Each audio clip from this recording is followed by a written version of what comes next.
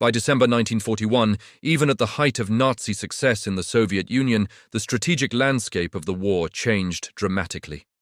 A single event altered the balance of power and set the stage for the eventual defeat of the Axis. The United States entered World War II. On December 7, 1941, Japan launched a surprise attack on the U.S. Pacific Fleet at Pearl Harbor, while simultaneously striking British and French colonies across Southeast Asia.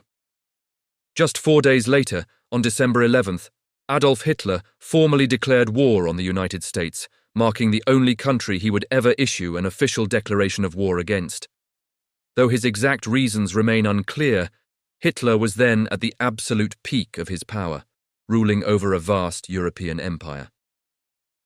Overconfident and intoxicated by his previous successes, he mistakenly believed he could take on yet another major world power without consequence, resulting in one of the gravest strategic blunders in modern history. By declaring war himself, Hitler unified American public opinion, eliminated any lingering isolationism, and ensured that the United States would become a full partner of Britain, bringing massive American manpower, industry, and resources directly into the fight, and forcing the Axis powers to face the world's most powerful industrial nation. Upon hearing of Pearl Harbor, Winston Churchill reportedly remarked, "So we have won the war," recognizing that total US involvement made an eventual Allied victory inevitable, even if it would still require years of effort and enormous sacrifice. Before December 1941, the United States had officially maintained neutrality, though in practice that neutrality was increasingly one-sided. President Franklin D. Roosevelt viewed Hitler as a global threat, and during Germany's Blitz across Europe in 1940, he actively worked to aid Britain through programs like Lend-Lease, sending essential weapons, ships, and supplies. By mid-1941, this support had escalated to the point where the US Navy was actively escorting Allied supply convoys across the Atlantic. Yet Roosevelt still needed a formal cause to enter the war, and Pearl Harbor provided it, though not against the nation he saw as the primary threat, since he viewed Germany as far more dangerous than Japan. Consequently, in his famous Day of Infamy speech on December 8th, Roosevelt addressed only the Japanese attack, making no mention of Germany. It was only after Hitler took the initiative to declare war on the United States on December 11th that Roosevelt was able to formally announce that defeating Nazi Germany would be America's first priority, a decision that ultimately shaped Allied strategy for the rest of the war. When the United States entered the war, the Allies were in a bleak situation. Britain had lost almost all of its equipment at Dunkirk, focused its remaining industry heavily on aircraft rather than tanks or artillery, and lacked the capacity to supply American troops, while France had been defeated in June 1940 and its government removed from the Allied military equation entirely. Although the US had begun rearming in 1940, it was still far from being the arsenal of democracy and urgently needed time for training, production, and logistics.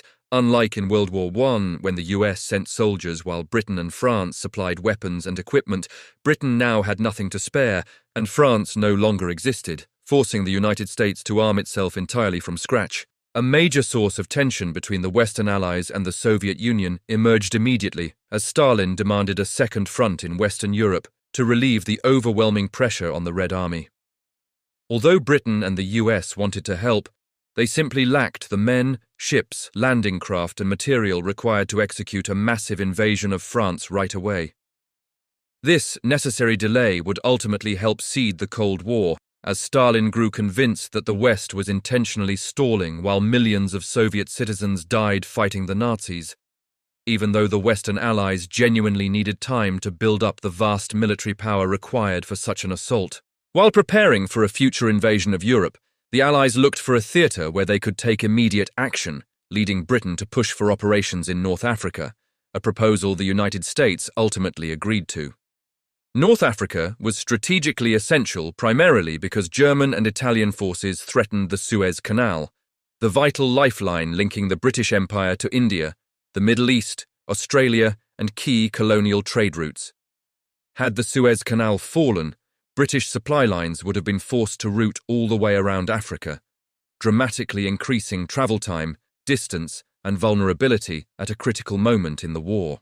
The first major American entry into the European theatre did not take place in France, but rather in North Africa in November 1942, when American forces landed on the Atlantic coast in modern Morocco and Algeria, while British forces advanced from Egypt in the east.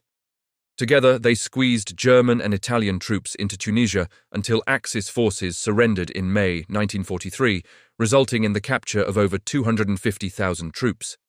This decisive victory secured the Suez Canal, reopened the Mediterranean, and provided the Allies with essential combat experience for their upcoming invasions of Italy and France.